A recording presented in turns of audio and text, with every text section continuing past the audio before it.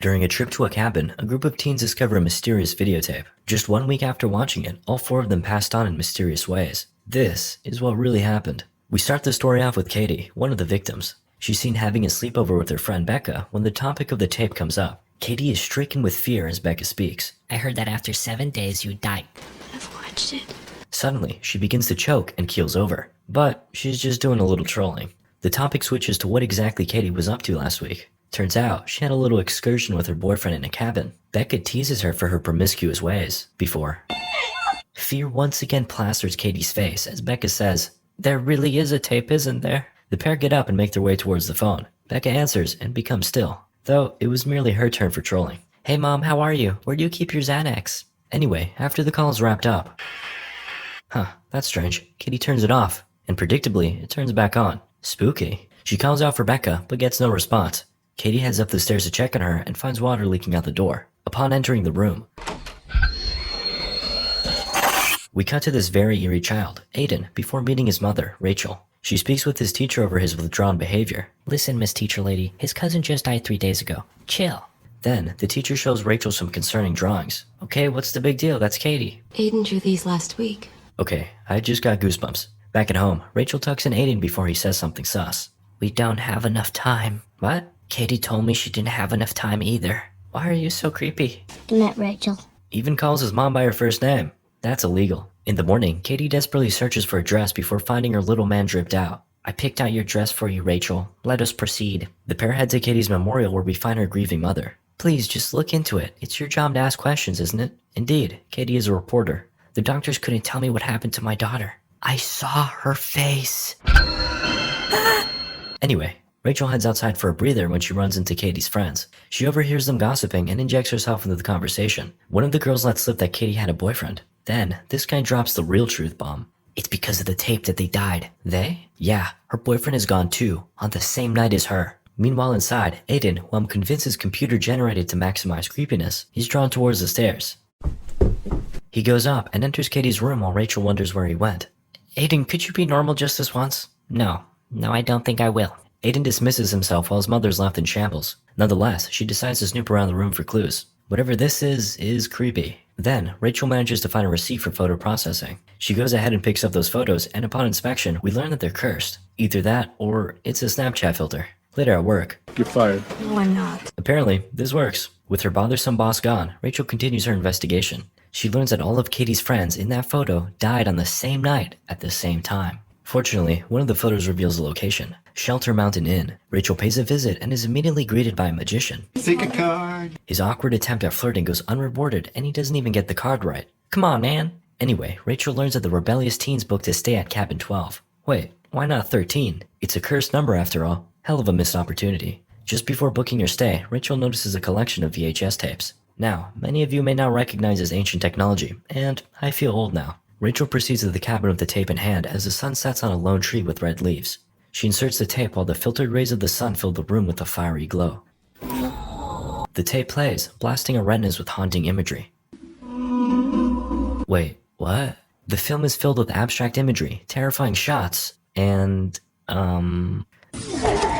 The tape ends, and suddenly, Rachel answers the phone with bated breath. 7 days. She returns home and contemplates her impending doom before meeting with a friend, Noah. He's something of a photo and video expert. She shows him the cursed photo from the cabin, and apparently, great minds think alike. Isn't this like a Snapchat thing? Noah, it's 2002. That ain't even been invented yet. Oh, yeah. Rachel has him take a picture of her, and it comes out with the same distortion. Seems to be a side effect of getting cursed. Wasn't there a tape you wanted to show me? Curiosity overcomes him, and Rachel proceeds to knowingly kill this man by allowing him to watch it. After about a minute, he returns from his viewing sesh unimpressed, and then...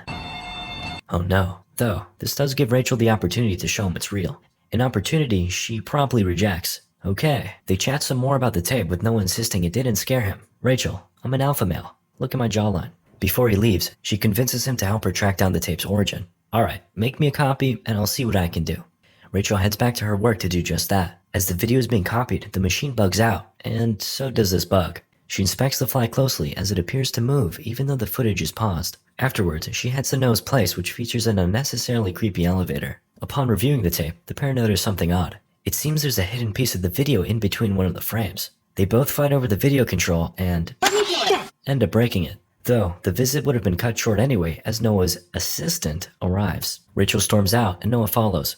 They bicker like a couple, and turns out they were one. Just outside, Rachel spots a ladder. Spooky. She departs, and we cut to a mental facility where we catch up with Becca. She's being escorted to a room to meet with a visitor. Hello, Becca. What can you tell me about what happened with Katie? You'll know soon enough. Rachel is taken aback, but the worst is yet to come. Becca takes her hand and extends a few fingers.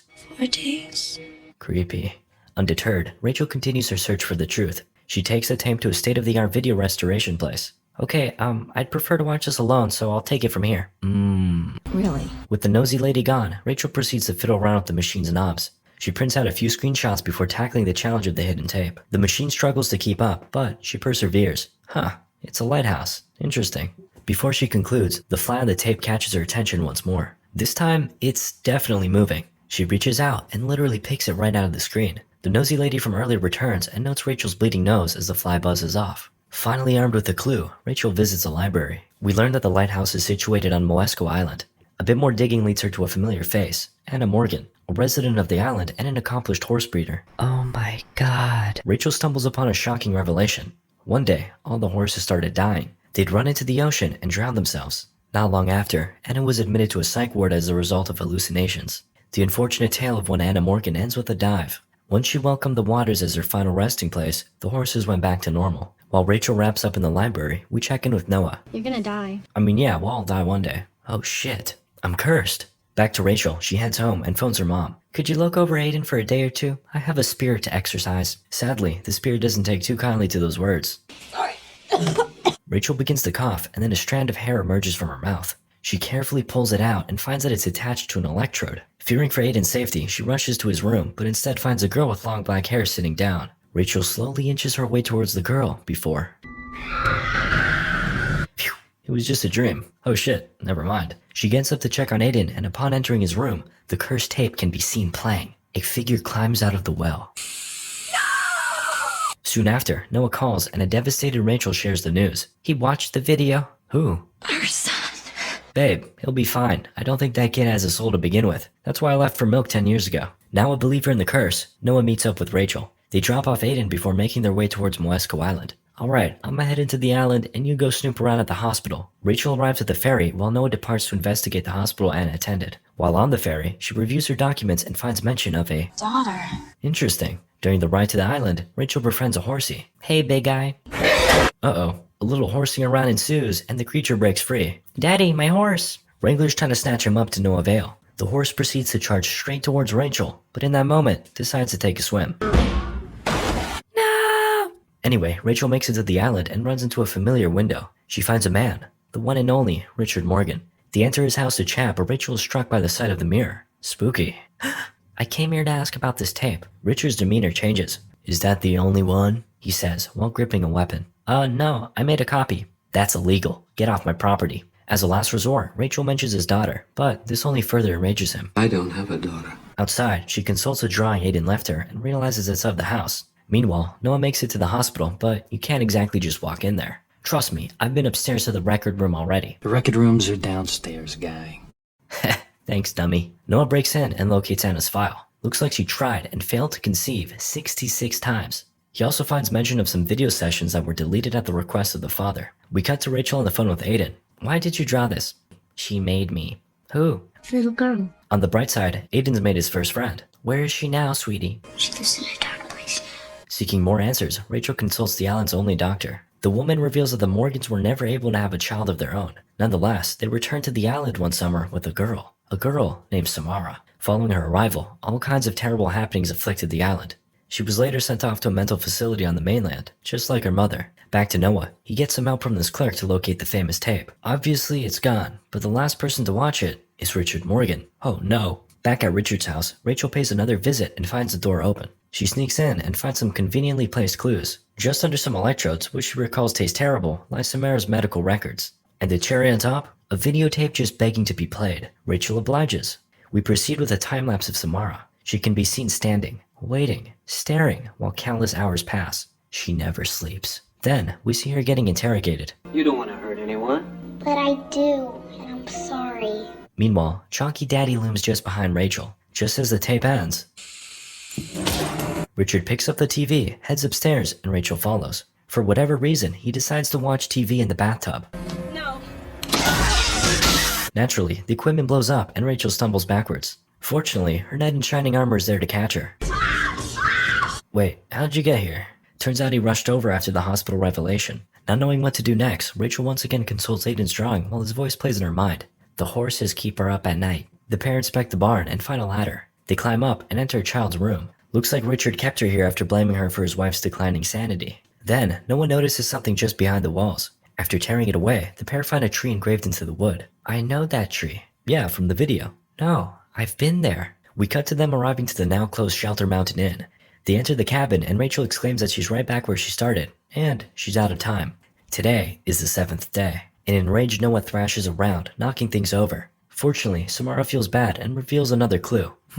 Wonder what's under there. A few choppy chops later, and we find a well. The well. Noah opens it up, and while the pair inspect, some demonic shit is happening just above. Water leaks, screws unscrew, and... Is it just me, or is this thing way bigger below than it is above? It's a whole ass swimming pool down here. Rachel looks around and notices torn off fingernails embedded in the walls. Meanwhile, Noah runs off for help as the well closes shut. Oh, this should work. Okay, this is officially a comedy. Wait. Never mind. Rachel is swept away into a vision. Samara can be seen just over the well as her mother approaches from behind. Hey Samara, check out this mask. And down the well you go. What the heck, Mom?